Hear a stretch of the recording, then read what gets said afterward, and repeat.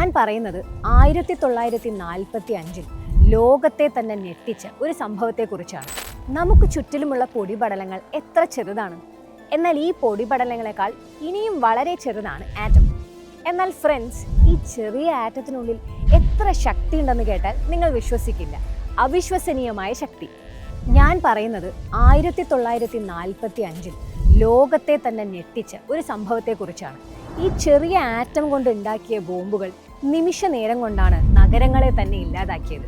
ഹിറോഷിമയിലും നാഗാസാക്കിയിലും നടന്ന ഈ ദുരന്തത്തിന് ശേഷമാണ് ലോകം ഈ ബോംബിൻ്റെ ഒരു ഇരുണ്ട മുഖത്തെക്കുറിച്ച് തിരിച്ചറിഞ്ഞത്. എന്നാൽ ഈ ആറ്റത്തിന് ഒരു നല്ല മുഖം കൂടി ഉണ്ട്. ഇവ ഉപയോഗിച്ച് നമുക്ക് വെളിച്ചമുണ്ടാക്കാൻ സാധിക്കും. അതിനെയാണ് ന്യൂക്ലിയർ പവർ പ്ലാന്റ് എന്ന് പറയുന്നത്. അതുപോലെ തന്നെ ക്യാൻസർ പോലുള്ള രോഗങ്ങൾക്ക് ചികിത്സയായി റേഡിയോ തെറാപ്പി, അതോടൊപ്പം തന്നെ ബഹിരാകാശത്തേക്ക് ഇനിയും ഒരുപാട് ദൂരം പോകാനായിട്ടും ഈ ശക്തി നമുക്ക് ഉപയോഗിക്കാൻ സാധിക്കും.